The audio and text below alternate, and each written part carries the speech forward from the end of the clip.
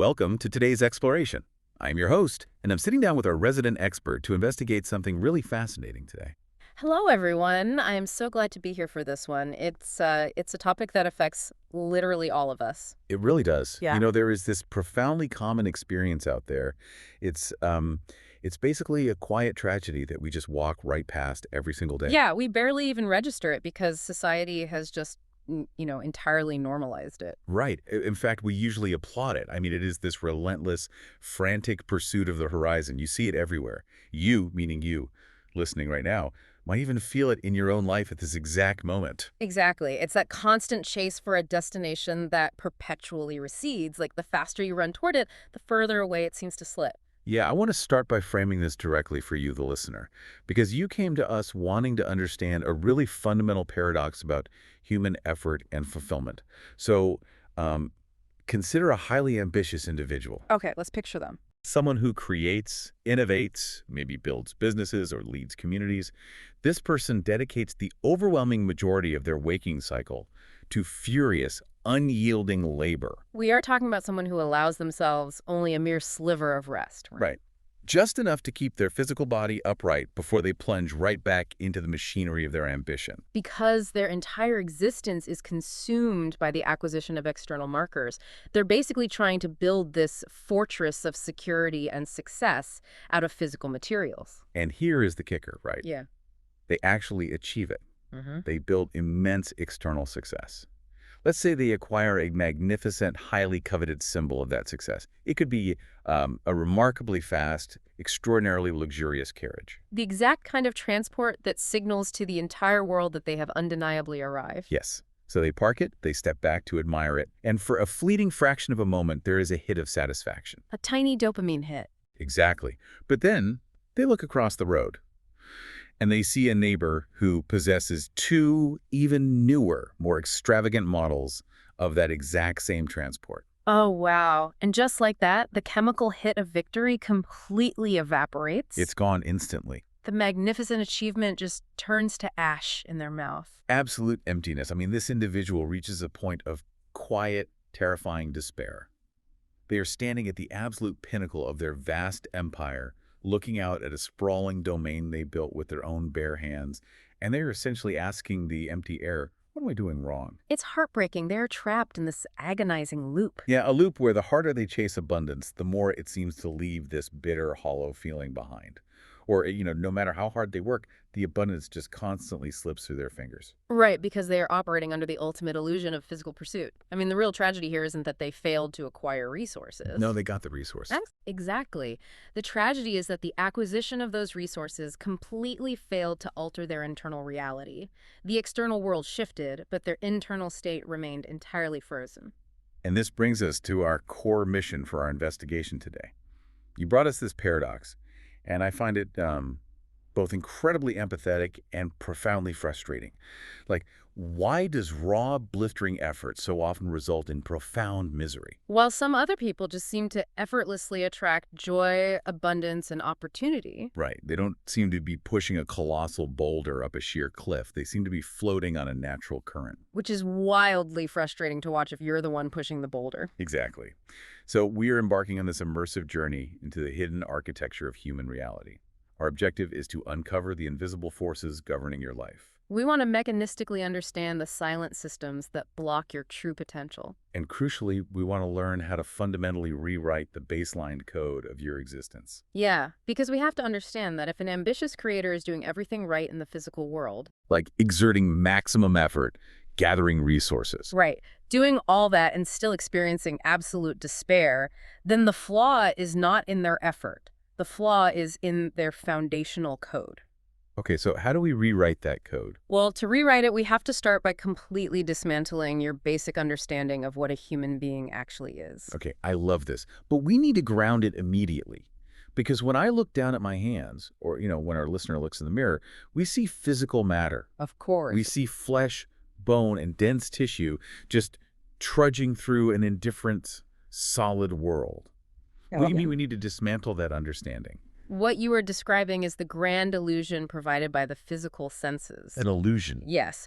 If we look at the core nature of existence through the lens of fundamental physics, human beings are not merely dense slabs of matter. But The physical form you perceive in the mirror is, in reality, an absolute overwhelming expanse of luminous energy, frequency, and vibration. we really just energy. Just energy. If you were to examine the vast constellation of cosmic building blocks that make up a human body, you would find that the overwhelming majority of it is entirely empty space. Empty space. Yeah. Not solid at all. That is kind of hard to wrap my head around. Right. It is a vast expanse filled only with radiant light and energetic fields interacting with one another.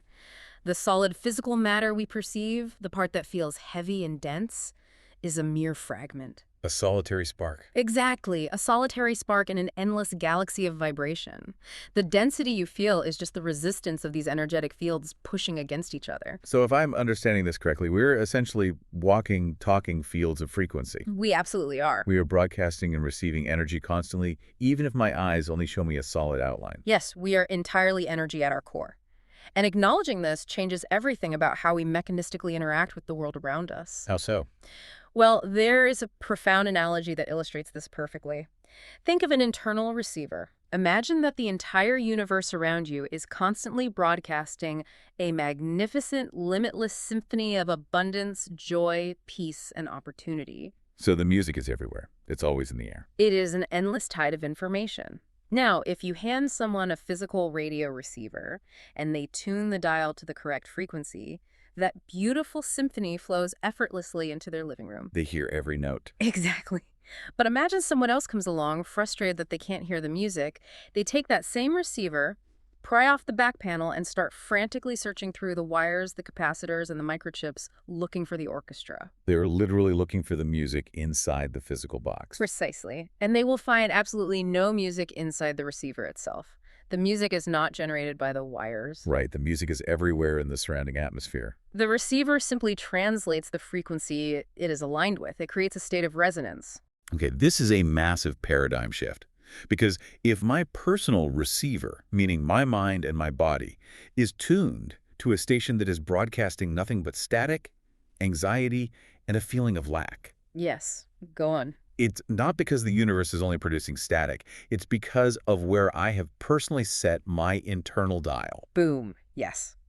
When we feel that absolute emptiness, despite external success, we are not fundamentally broken. We are simply misaligned. We are tuned to a frequency that is completely discordant with the symphony of abundance. Exactly. We are demanding to hear a beautiful, harmonious melody, while our internal dial is rusted and locked onto the frequency of panic and lack. All right, but here's where I have to ask the obvious question on behalf of the listener. Because, why is my dial stuck on static? That's the million-dollar question. Right. I didn't consciously wake up this morning and think, you know what sounds great, the anxiety channel. Let's tune into the fear of impending bankruptcy. Nobody does that consciously. So who set the dial, and why is it so incredibly hard to turn? We set the dial ourselves, though almost entirely without realizing it. And the primary mechanism that locks that dial in place is the heavy accumulation of psychological time. Psychological time. Now, we aren't talking about the ticking of the clock on the wall, right? Yeah. Or the rotation of the Earth, or biological aging. No. We are talking about a conceptual, emotional burden. I want you to imagine that as you walk through your daily life, going to the market, sitting at your desk, lying in bed, you are physically dragging a colossal, invisible sack slung over your shoulder. An invisible sack. And inside the sack is an immense crushing weight of heavy stones and jagged rocks. I think a lot of people can relate to that feeling of sheer, inexplicable heaviness. We just drag this invisible burden everywhere. But what actually are these stones, mechanistically? These stones are born from a deeply ingrained, almost universal obsession with psychological time. Let's break down the components. Okay, let's unpack that. The incredibly heavy, smooth stones sitting at the very bottom of the sack are the artifacts of living too much in the past. These are emotional responses to events that have long since expired. So we are talking about things like guilt or resentment. Guilt, profound regret, deep bitterness, and long-held grievances. The mechanism here is fascinating and, frankly, tragic. How so? Every single time you replay a memory of someone wronging you or a memory of the terrible mistake you made, your brain does not know that the event is in the distant past. Wait, really? It doesn't know it's over? No. Your brain fires the exact same neurochemical cascade that it did when the event originally happened. Wait, so by simply remembering a stressful event, I am literally flooding my bloodstream with cortisol and adrenaline right now in the present moment. Yes.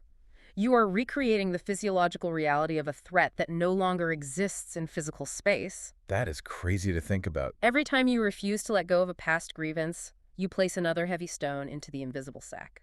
You are physically carrying the biological weight of a phantom moment. Man, that is exhausting just to think about. Okay, so those are the smooth stones of the past. What about the jagged rocks? The jagged rocks are the artifacts of living too deeply in a phantom future. A phantom future. This is the chronic anxiety, the intense muscular tension, the sleeplessness, and the agonizing worry about a horizon that has not yet arrived.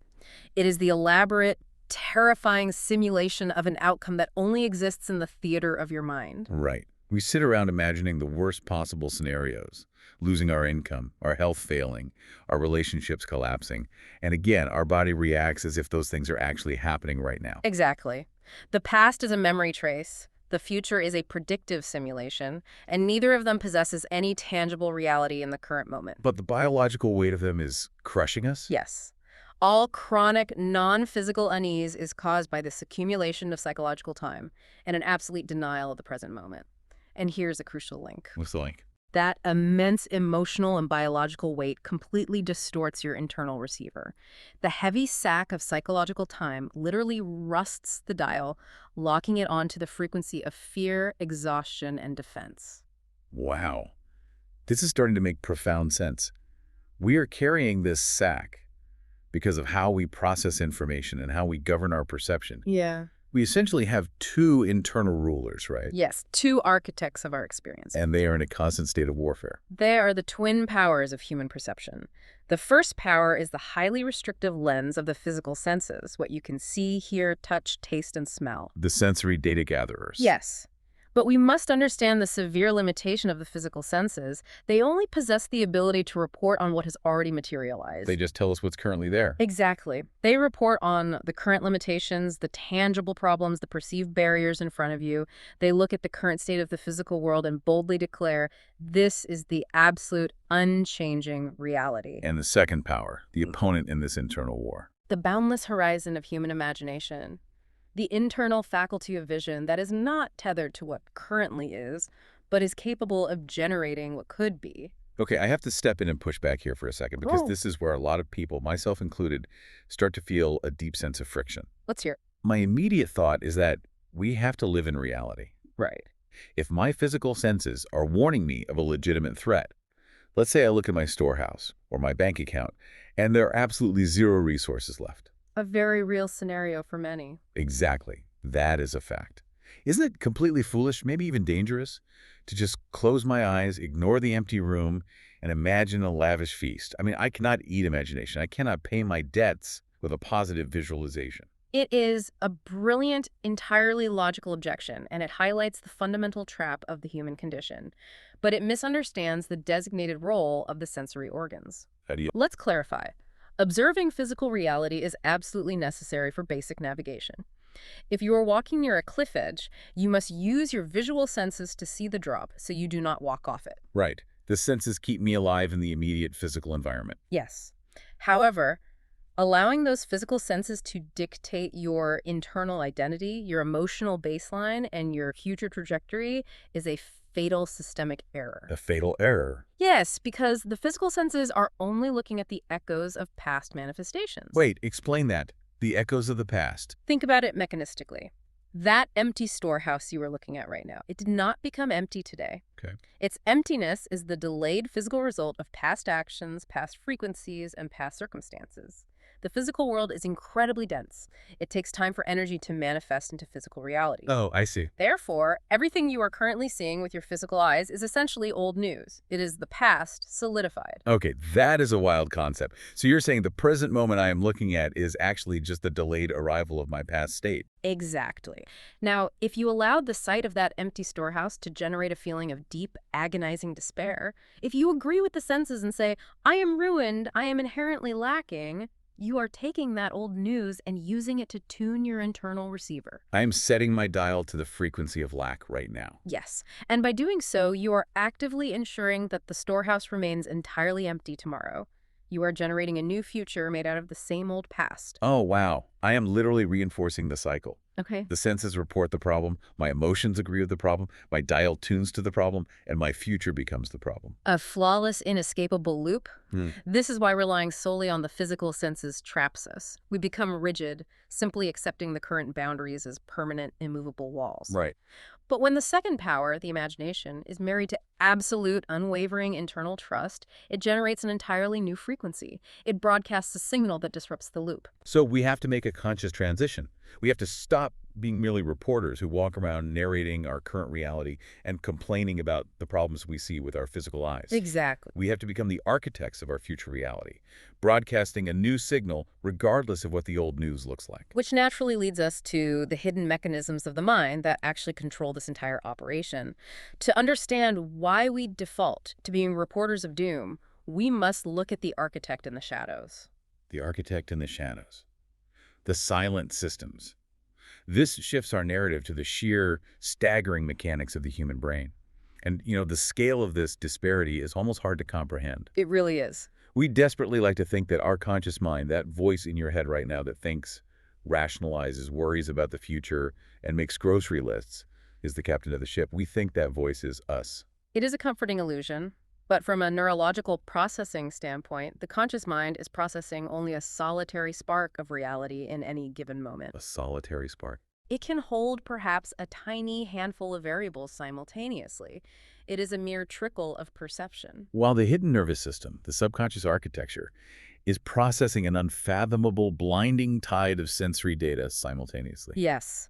The subconscious nervous system is taking in the ambient temperature, the micro-expressions on the faces of people around you, the subtle shifts in air pressure, the exact tension in every single muscle fiber in your body. The historical data of every similar environment you have ever been in. Exactly. Millions upon millions of bits of data, constantly. It is an ocean of variables that the conscious mind never even registers. I want to offer an analogy for this because it really helped me visualize the disparity in power here. Let's hear it. Imagine a heavy vehicle speeding down a dark highway. Your conscious mind is merely a narrator sitting in the passenger seat. And this narrator is very loud, very opinionated, and constantly pointing out the window, describing the scenery. Look at that tree. Look at that dark cloud. Yes. I'd like to look at this weather when you turn around. The narrator firmly believes it is in charge of the journey simply because it is making the most noise. Exactly. But the narrator has no steering wheel. The nervous system, which is entirely hidden in the dark, silent shadows of the driver's seat, has its hands firmly locked on the controls. The silent driver. The silent driver is the one actually dictating the acceleration, the braking, and the ultimate destination of the vehicle. The loud narrator is just reacting to where the silent driver is taking them, often taking credit for the route or complaining about the bumps. And we must understand where that silent driver operates from. It operates from a very specific command center, which we can visualize as the chamber of absolute darkness. You are talking about the physical vault of the skull. Yes. Consider the biological reality of the analytical center of the mind, the physical brain. It is sealed inside a thick vault of bone. It resides in absolute pitch-black darkness. It has never directly seen a single ray of sunlight. Right. It has never directly felt the wind or touched a texture. It relies entirely, 100%, on the electrical signals sent up to it by the nervous system extending throughout the body. It is locked in a dark room, just reading incoming ticker tape. It has no direct contact with the outside world. And because it operates entirely in the dark, relying exclusively on secondhand electrical information, it cannot afford to simply wait and see what happens in the environment. Why not? By the time it processes the electrical signal of a threat, it might be too late to survive. Hmm. Therefore, the brain functions primarily as a prediction machine. A prediction machine, meaning it guesses. It creates a highly educated, continuous simulation. It predicts what will happen next based entirely on historical data. And the most deeply ingrained foundational data it uses was built during the very dawn of your individual cycle. You mean our earliest formative eras of life, childhood, those initial moments of existence when we were essentially sponges, completely wide open to the world? Yes. During the dawn of your cycle, you had absolutely no conscious ability to filter the programming. You couldn't say, I disagree with this observation. You just absorbed it all. Your nervous system simply observed the environment, the behavior of your caretakers, the safety or danger of the surroundings, and it built a baseline model of reality. It learned what to expect. And now, eras later, the silent driver in the dark uses that exact same baseline model to predict every single future encounter. Precisely. Okay, let's illustrate this with a concrete scenario, because this mechanism dictates everything about how we experience life. Let's look at a tale of two realities. Imagine two distinct individuals entering the exact same physical environment. Let's say it is a bustling, vibrant social gathering. A place designed for connection, commerce, and opportunity. Right. The physical environment is objectively identical for both individuals. The acoustic vibrations of the music are the same, the photons of light bouncing off the walls are the same, the physical distance between the people is the same. Absolutely identical. Right. Now let's look at individual A. This person possesses a nervous system that was programmed during their formative eras to expect rejection. Perhaps they experienced early, continuous isolation, or harsh criticism from a caretaker. A tough baseline. So as they step through the door of this gathering, their internal prediction machine, that silent driver in the dark, instantly predicts isolation. This happens in a fraction of a second before their conscious mind even registers the room. Before a single word is exchanged. And here's the terrifying part. Because the brain predicts rejection, it actively instructs the visual and auditory senses to hunt for evidence to support that prediction. It needs to prove itself right. Yes. So individual A scans the room, and their brain literally alters their perception.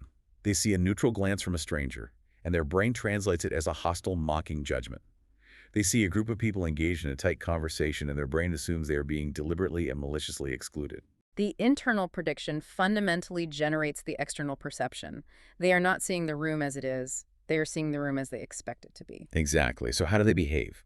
Their body tightens, they cross their arms, they give off a dense defensive energy, they retreat to a corner, avoid eye contact, and eventually they leave the gathering feeling deeply isolated and exhausted. And what does the nervous system do? The silent driver says, see? I told you this was a hostile, dangerous environment. My prediction was flawlessly confirmed. The loop tightens. It's a self-fulfilling prophecy. Now, contrast this with individual B. They possess a nervous system programmed for connection and warmth. Their baseline expectation, built during their formative eras, is that the world is a generally welcoming and supportive place. Okay, so they enter the identical physical room. And their system instantly predicts opportunity. So their senses are given a different set of instructions. Their eyes scan the room for warmth. They perceive open body language. They notice a friendly, subtle smile across the room that individual A's brain entirely filtered out. Yes. They feel relaxed, so they approach, they engage, they laugh, and they leave with new valuable connections. The physical room was exactly the same. The symphony of information in the air was identical. But their internal receivers were tuned to entirely different frequencies, and therefore they inhabited completely different universes. So what does this ultimately mean for us as listeners trying to navigate our ambitions? It means we must accept a startling, undeniable reality. We do not attract what we consciously want. We experience exactly what our hidden programming predicts. Wow. The external world is merely a mirror, flawlessly and relentlessly reflecting the nervous system's baseline expectations. That is a tough pill to swallow. We don't get what we want, we get what we expect. Precisely. If you want a different reflection in the mirror, you cannot try to paint the glass. You cannot just force the external world to change. Right. You must change the object standing in front of the mirror. You must change the baseline prediction of the silent driver. Which brings us to perhaps the most challenging aspect of this entire exploration. Because if our nervous system is a prediction machine, what is it primarily, above all else, trying to predict? Threats. Survival is its paramount, overriding objective. Everything else is secondary. The inner smoke detector. Yes. There is a primal ancient alarm system deep within the architecture of the mind, located in the deep emotional centers of the brain. It acts as an incredibly highly sensitive smoke detector. Okay. And it is constantly, ceaselessly scanning the environment every single second of your life to ask one simple binary question. Is it safe to proceed, or is there mortal danger? Safe or danger. It's really that simple. It doesn't care about my career goals or my desire for a faster carriage. It does not care about your ambitions. It is entirely binary. If the smoke detector registers safety, the nervous system relaxes, the physical vessel expands, the higher cognitive functions of creativity and connection come online, and growth occurs. And if it registers danger? It violently locks the system down. It immediately triggers a massive cascade of chemical and physiological alarms. It shifts into primitive survival mode, triggering the urge to fight, to flee, to freeze in place, or to appease the threat. And here is where we connect this hidden primal programming to the pursuit of resources, wealth, and abundance. This is where we return to that highly ambitious creator we spoke about at the very beginning, the one staring at their empire and feeling only emptiness. Right. Why does the acquisition of resources sometimes feel completely hollow? Or even more commonly, why is it so incredibly paralyzing, difficult for some people to acquire resources at all, despite their blistering effort? To understand this, we must examine the hidden origin of resource trauma. We have to look back at the dawn of our individual cycles. We have to ask, how did we learn about resources when our nervous system was first being wired? What data did the silent driver collect? Let's unpack the mechanics of that.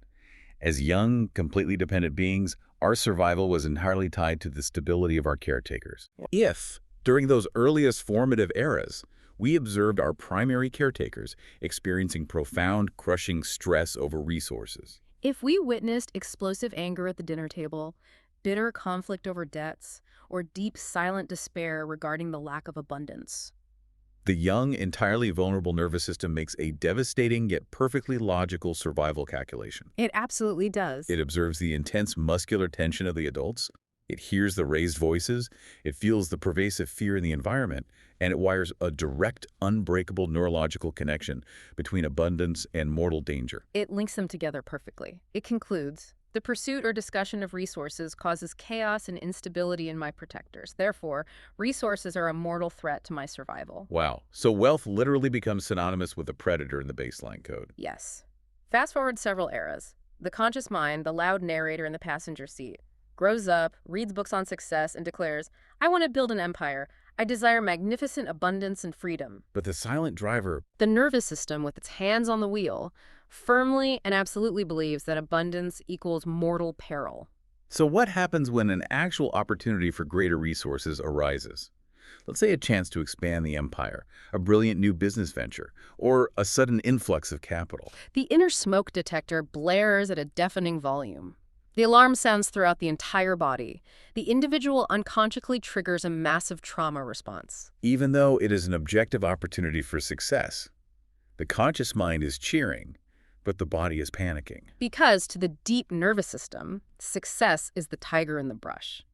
The individual might freeze, which manifests in modern life as chronic procrastination, staring at a blank screen, unable to move forward. Right. They might flee the opportunity entirely, suddenly deciding it's not the right time. Or, most commonly and tragically, they will actively self-sabotage to protect themselves from the perceived threat of wealth. Self-sabotage is a biological shield. That is wild. Yes. They will subconsciously burn the opportunity to the ground, mismanage the resources, or alienate the key partners just to return to a state of familiar, manageable lack. Because to their specific nervous system, the familiarity of lack registers as safe. That is profound. We are literally, biologically protecting ourselves from the very thing we are desperately, consciously trying to achieve. And this mechanism is so powerful that it doesn't just dictate our actions. It literally alters what we are physically capable of seeing in the world. Yes, we are talking about the mind's specialized filtering mechanism, the neurological gatekeeper situated at the base of the brain. Yes, the mechanism that filters sensory input.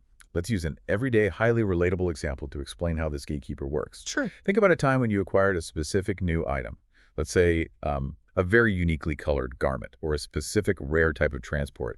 Before you acquired it, you never noticed it. It didn't exist in your world. Right. But the very day you claim it as your own, suddenly you see that identical item everywhere. On every street corner, in every crowd, passing you on the road. The physical items were always there. The external world did not suddenly manufacture thousands of them just to populate your environment. Exactly. But the gatekeeper in your mind shifted its instructions. Your brain said, this item is now relevant to our identity and survival. So it allowed the sensory information through the gate and up into your conscious awareness. It literally rendered the invisible visible. Now, apply this identical proven neurological mechanism to the concept of abundance and opportunity.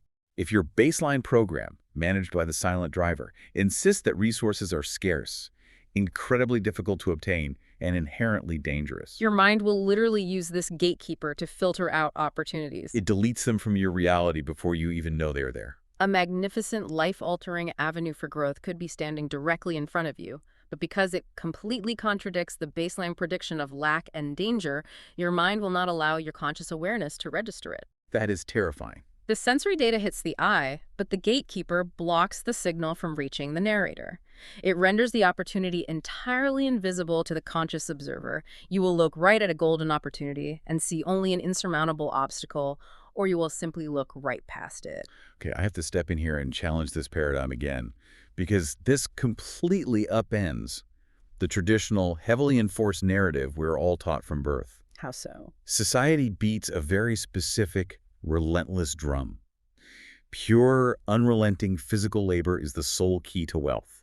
If you want resources, you must exert blistering effort. You must grind, you must sweat, you must suffer. Are we saying hard work doesn't matter? Are we saying effort is irrelevant and we should just sit around tweaking our internal dial? We must dispel that myth entirely, or at the very least, reframe it significantly. Let us examine the logic of the traditional narrative.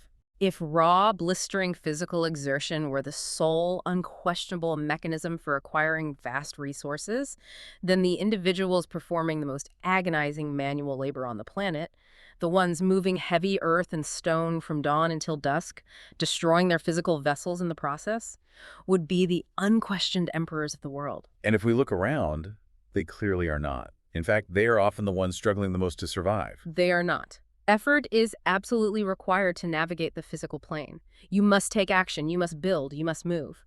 But the effort is utterly, tragically futile if the internal nervous system does not feel safe receiving the harvest of that effort. This goes back to the concept of the energetic tide. Yes. Think of the flow of abundance as a natural, ceaseless, energetic tide in the ocean. It flows out and it must naturally return. It is an unbroken reciprocal cycle. Right. But if the inner gates of your nervous system are locked tight by stress, by historical trauma, and by a baseline prediction of danger, Then the returning tide of abundance simply crashes against a fortified concrete wall. The universe tries to deliver the results of your effort, but your biological gates are bolted shut. It cannot enter. you can sit in your boat and row as fiercely as humanly possible, exerting massive, blistering physical effort, muscles burning, exhausted. But if your internal anchor is dropped deep into the seabed of fear and lack, you will merely exhaust your physical vessel while remaining entirely stationary. The effort is wasted against the friction of your own resistance. Precisely. So the ambitious creator we talked about at the very beginning, the one staring into the void, they were rowing with superhuman strength. They were exerting massive effort. Yes. But their internal smoke detector was screaming the entire time. Their inner gates were locked shut against the perceived threat of joy, and the receiver was firmly tuned to the frequency of lack. No wonder they felt absolute hollow emptiness when they finally got the carriage. The carriage was physical, but their internal state was still starving. They were trying to change the reflection in the mirror by violently smashing the glass with their fists, rather than simply changing the object they were holding up to it. Which brings us to the ultimate critical question, the intervention. Yeah.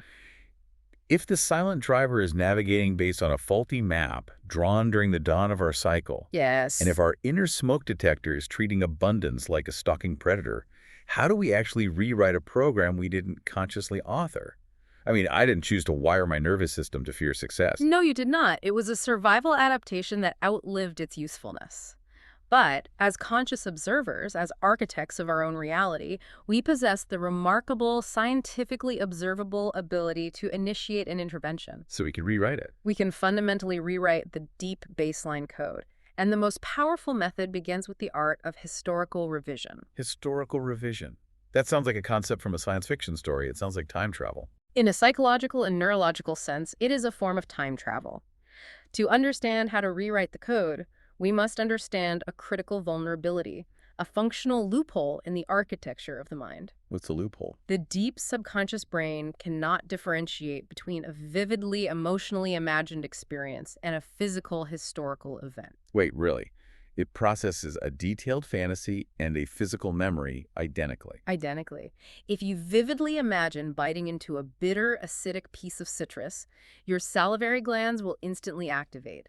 The thought produces the exact same chemical cascade, the exact same electrical signals in the neural pathways as the physical act. Oh, wow. Therefore, we can utilize the specific mechanism to our advantage.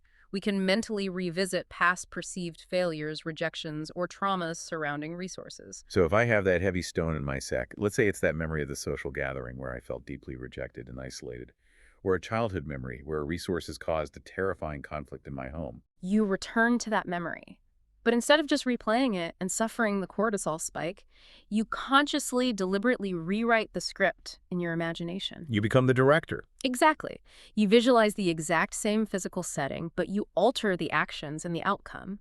You imagine the social interaction concluding in triumph, in warmth, in laughter. You imagine the childhood discussion about resources ending in calm, abundant resolution and absolute security. And then what? You replay this revised, triumphant history over and over, feeling the emotions of it until the nervous system registers a profound feeling of safety and relief. We are essentially hacking the prediction machine. We are feeding it new historical data so that it changes its future predictions. We are reaching into the invisible sack, pulling out a heavy, dark stone, and replacing it with a sphere of luminous energy. Precisely. You are changing the baseline data. However, there is a catch. There's always a catch. What is it? To effectively rewrite this code, you cannot simply shout positive affirmations at your conscious mind during the frantic pace of the active day. Right, because during the middle of the workday, when we are stressed and busy, we are in a state of intense, hyper-alert alarm. Throughout the active waking cycle, the brain is operating at an incredibly rapid defensive frequency. The mental armor is fully engaged. The sentinels are aggressively patrolling the walls of your mind, looking for threats. So the doors are locked. Yes. In this hyper-alert state, the deep programming of the subconscious, the silent driver, is locked away behind heavy, impenetrable doors. It cannot be easily accessed or altered by simple conscious thought. The conscious narrator is yelling, but the doors to the driver's cabin are locked. So when do the doors actually open? How do we get in there? We must learn to harness the twilight states of human consciousness. There are two magical, highly permeable windows of transformation built into every single daily cycle. The twilight of waking and the dawn of slumber. Yes. You are talking about those deeply liminal spaces, that hazy, floating feeling right as we're drifting off to sleep at night, and that soft, groggy state right as we are swimming up into wakefulness in the morning. Yeah, the physiological transition states. Exactly. As the physical body relaxes into profound stillness in the bed, the rapid defensive frequency of the active mind begins to slow down into a rhythmic, rolling wave. The armor comes off. The hyper-alert sentinels stand down because the physical environment is safe. The defensive armor dissolves, and as the analytical mind fades, the heavy doors to the hidden subconscious mind swing wide open. It becomes highly receptive. I love this imagery. It reminds me of a masterful gardener who wants to plant very delicate, incredibly precious seeds. Oh, that's a great analogy. If a violent, chaotic storm is raging, which represents our active, hyper-alert, stressed-out workday, any delicate seed you throw on the ground will just be blown away by the wind or washed away by the flood. It will never take root. It is entirely wasted effort to plant during a storm. But the wise gardener waits for the storm to pass. They wait for the twilight hour, when the wind dies down completely, the air is perfectly still, and the soil is dark, rich, and highly receptive. That quiet twilight is when you press the seed into the earth. A perfect, highly accurate mechanistic analogy. The subconscious mind is the fertile soil, and it is most exposed during those twilight transitions. But we must acknowledge a practical reality here, right? Sometimes we cannot wait for twilight. Very true. Sometimes we find ourselves engulfed in a sudden, violent storm of panic over resources right in the middle of the active day.